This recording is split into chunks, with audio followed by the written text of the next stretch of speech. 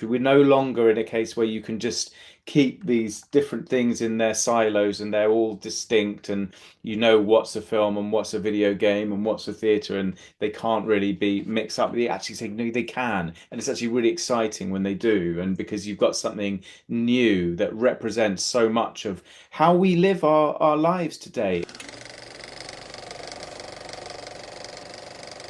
Sam and Penny, it's a pleasure to have you. I saw this movie a couple weeks ago at the IFC Center here in New York, and I absolutely loved it. It's so original, it's so funny, it's surprisingly moving, and it's unlike anything I've ever seen. For those who think they've seen every possible rendition of Hamlet, can you please give us a brief summary of Grand Theft Hamlet?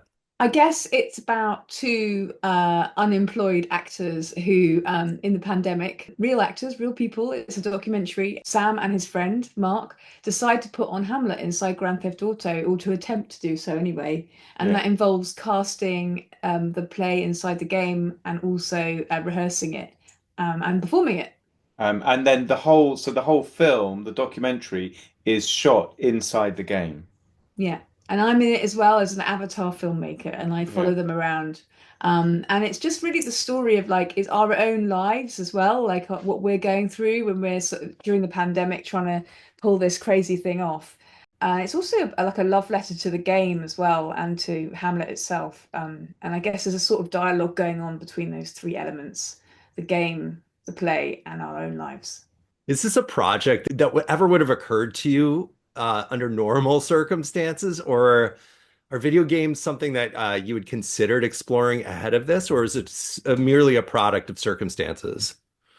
Definitely, it's a product of circumstances, I think. Yeah, we weren't really playing games at all. You certainly weren't, were you? No, And no. And I guess we have my background is I'm a documentary filmmaker and Sam is a theatre actor mostly.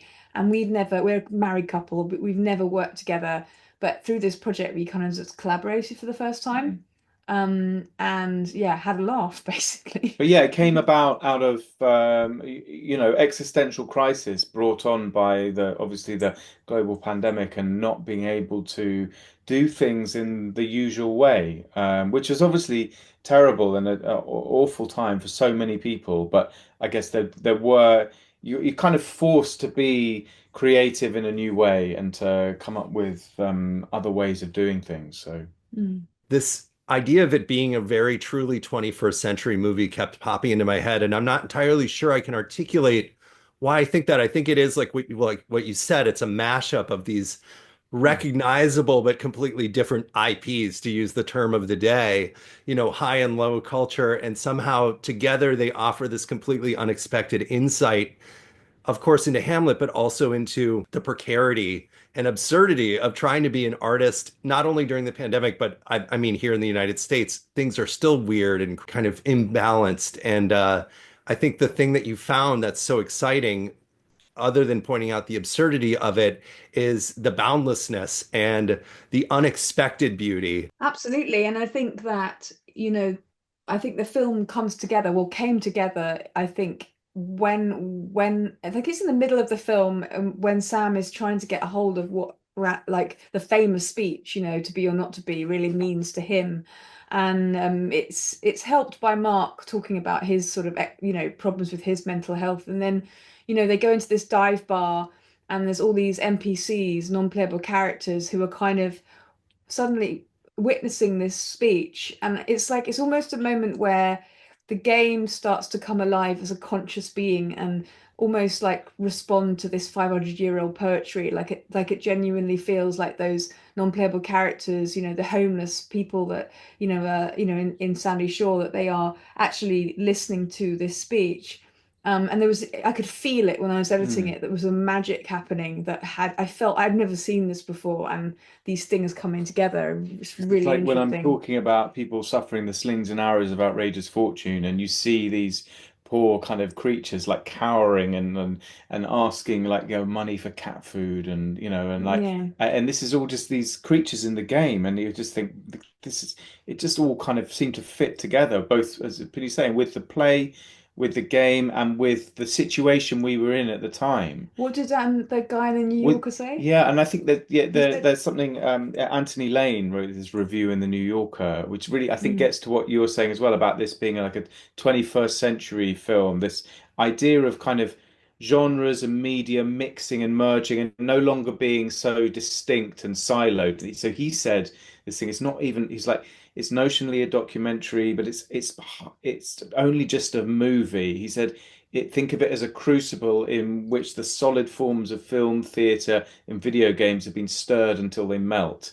And I think that's kind of, I think where you're getting at maybe this idea of the 21st century. We're no longer in a case where you can just keep these different things in their silos and they're all distinct and you know what's a film and what's a video game and what's a theatre and they can't really be mixed up. They actually say no, they can. And it's actually really exciting when they do. And because you've got something new that represents so much of how we live our lives today in online and offline, and it's not distinct, and you kind of merge from one to the other. and of course, the pandemic was the kind of acceleration of that strangeness that Mm, when suddenly we felt, okay, we're now working from home, we're like doing our work through screens, we're not really like there's a kind of merging of the digital and real world spaces, mm, and our identities are also merging in strange ways.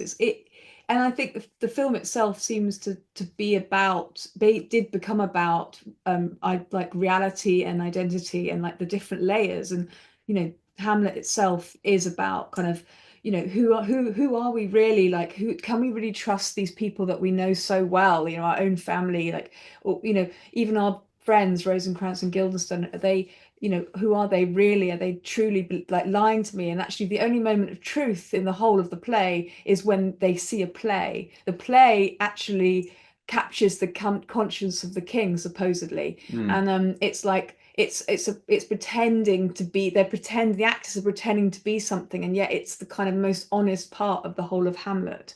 So it's almost like we were in this film playing with those layers of what is, who are But these it's like when people. he's talking about to be or not to be. It's like to present to this. Okay, these are two very distinct things, to be or not to be. But actually, when he goes in, but actually, well, they're not really, and then like they're kind of, one is here and the other one is this undiscovered country. But what's the difference, and why not go from one to the other? And I guess the kind of like strangeness of like the fact that in a game you when you die you don't really die, you respawn. Mm, And you can die again and again and again, and so it makes it the whole to be or not to be thing a mm. meaningless thing to And say it's the same anyway. also like when you're an actor in a play and you're Hamlet and you die at the end, and then at the you get You get up and up you for the take your curtain Right. call. bow.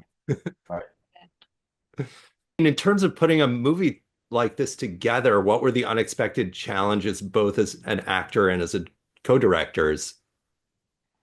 Um, well, I mean, there was the whole challenge of actually staging it, which was moving from place to place and trying to get like herd the mm. actors like cats, But I think in some way and like not be blown up. the What's it? biggest Yeah. challenge was actually just a logistical thing of having so much footage really and having to Yeah, edit that, yeah. which Pinny did. Pinny edited the film, which was a kind of miraculous achievement because we had I think 300 or 400 hours of footage, Oh, which gosh. if you think about it, you're not like going around filming stuff with a camera and then stopping. I thought we press record on every session we were doing, so just like huge amounts of footage to kind of construct Mm. the film from that was, you know, that I think that was the biggest I challenge. still can't quite believe I did it. No.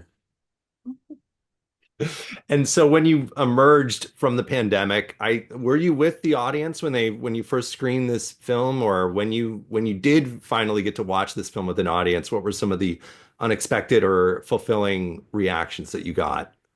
But it was the Oh. best possible experience to be with an audience. I mean, I'm so glad you saw it in the theatre, Alex, because I think that that's the best way to see it. Because ironically, even though we made it in a collab like a thing in a digital space, I think actually experiencing it in a real space, in a theatrical space, is probably the most exciting way of doing So it. we premiered it in South by Southwest in March, and So I guess at that stage we didn't know how it was going to land, whether people would get it. We kind of loved it, obviously, and but we thought maybe this is such a kind of niche thing. But the audience response, it was just extraordinary. People were just rolling in the aisles, laughing and cheering, and you just felt like, yeah, these people It was are so living exciting. it. They're living it with us, and they're really invested in it. And then, we won the award there, the jury award, and Yeah. so it just kind of, it was a dream kind of landing point for it, and to get it out into the world like that, and